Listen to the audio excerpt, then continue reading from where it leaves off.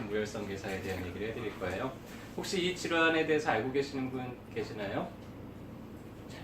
약간 좀 생소하죠. 희귀병이에요. 희귀병, 상당히 걸리기 어려운 병인데, 근데 희귀병 중에서도 좀 흔한 편에 속해요. 이 대퇴골두 무혈성 괴사는. 그래서 이게 어떤 질환인지, 그리고 우리가 어떻게 관리하고 어떻게 감별할 수 있는지 그런 거에 대한 내용 잠깐만 얘기를 해드릴게요. 대퇴골두 무혈성 괴사라는 것은 말 그대로 병명에서 나오는 것처럼 대퇴골두로 가는 혈액 공급이 차단이 돼서 피가 통하지 않아서 조직이 썩고 괴사가 되는 그런 질환을 우리가 대퇴골두 무혈성 괴사라고 부릅니다. 이 대퇴골두로 우리 뼈에도 피가 가는 거 아시죠?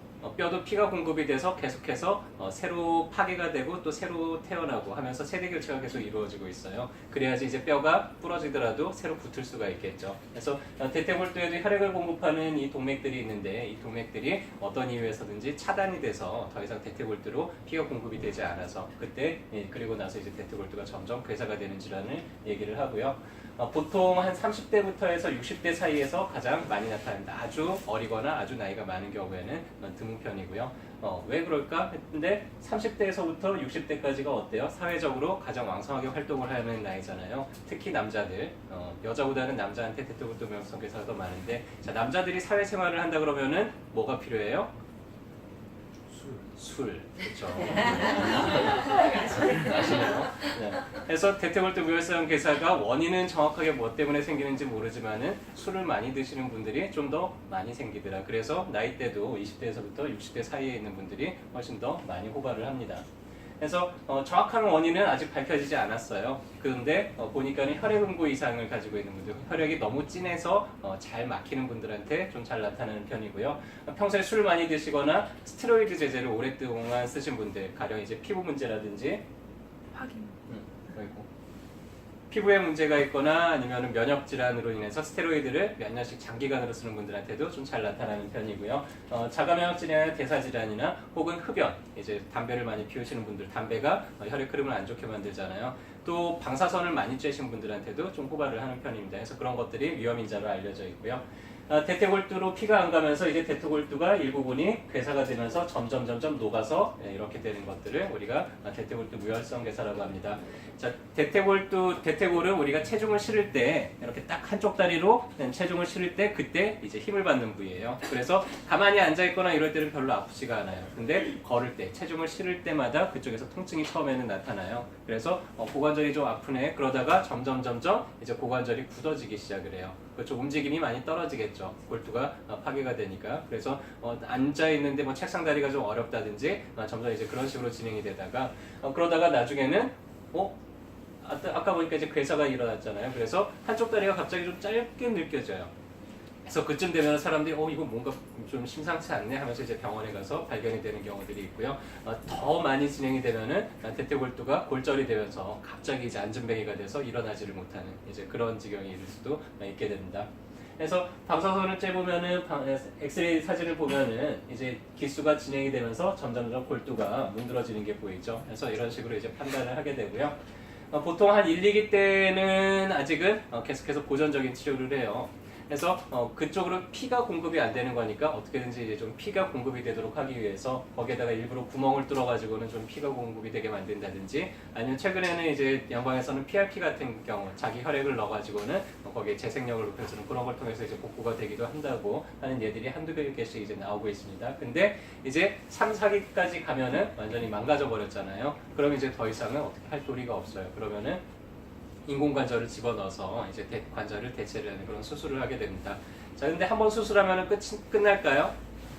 아니에요. 이것도 이제 사용하는 연한이 있어요. 사용하면 사용할수록 이것도 낡기 때문에 보통 한 15년 정도를 우리가 유통기간을 봅니다. 그래서 수술을 한번 하고 15년 정도 지나면 또 다시 재수술을 해야 돼요. 그래서 최대한 수술을 할 때까지 기간을 늦추는 게 좋습니다. 무릎 관절도 마찬가지고 인공관절을 한다는 건 인공관절 하면 그대로 끝나는 게 아니기 때문에 최대한 수술을 할 수 있는 연령을 좀 늦추면 늦출수록 그냥 수술 딱 한 번 하고 라는 게 그게 가장 좋겠죠. 그래서 이제 한의원에서는 이런 분들이 오면 고관절에 문제가 있고 대퇴골두 무혈성괴사라고 진단을 받은 분들 중에서 한 1, 2기 정도는 이제 병원에서 치료를 받으러 다녀요. 그러면은 일단 목적은 어떻게든지 혈액 공급이 원활하게 만드는 거. 거기가 많이 굳어져 있을 거고 피가 잘 안 통하고 있기 때문에 피가 잘 통하게 하는 게 우선 첫 번째입니다. 그래서 저희 어깨동무에서는 첫 번째 선택이 이제 공독이에요. 벌집. 벌에 쏘이면 퉁퉁 붓고 가렵잖아요. 그런 것처럼 벌침을 맞게 되면 그 부위가 빨갛게 부어오르는데 빨갛게 부어오른다는 뜻 자체가 혈행이 평상시보다 상당히 원활하게 된다는 뜻이에요. 그래서 이런 퇴행성 질환이라든지 이런 질환을 가지신 분들한테는 저희가 공독을 많이 응용을 하고 있는데 그러면은 평상시보다 피가 한 5배에서 10배 가까이 공급이 되면서 훨씬 빠른 속도로 그 부위가 복구가 되기 시작을 합니다. 두 번째로는 이 부위가 많이 굳어져 있을까요? 말랑말랑할까요? 굳어져 있겠죠. 그래서 대퇴골두 주변에 보면 상당히 많은 작은 근육들이 가서 붙어 있는데 이 근육들이 서로 유착이 돼 있고 늘러붙어져 있고 이래요. 그래서 도침이라고 침 끝에 조그마한 칼이 달려있는 이 침을 사용을 해서 이런 부위들을 살짝 절개를 해주면은 또 말랑말랑 이제 피가 공급이 되면서 좀 부드럽게 됩니다. 그래서 논문 같은 거를 보면은 침도요법을 통해서 대퇴골두 무혈성괴사 환자들이 좀 이렇게 개선이 된 사례들이 논문으로 발표가 되기도 하고 그렇습니다.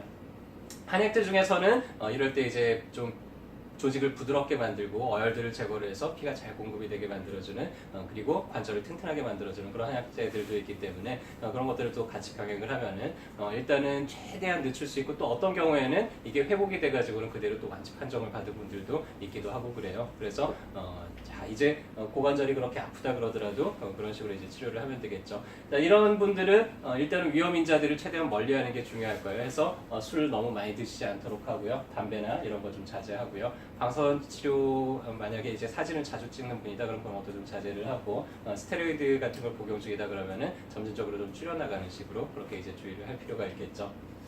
자 이제 고관절이 자꾸만 아프고 걷는데 자꾸 한쪽 고관절이 아프다든지 책상 다리가 잘 안 된다든지 그럼 이제 어디 가서 치료를 받으시면 되겠어요? 한의원 가시면 되죠. 그래서 어깨동무한의원 찾으러 오시면은 저희가 일단 잘 진료해드리고 잘 치료해드리고 하도록 하겠습니다. 오늘도 치료 잘 받으시고요. 건강하게 되시길 바라겠습니다.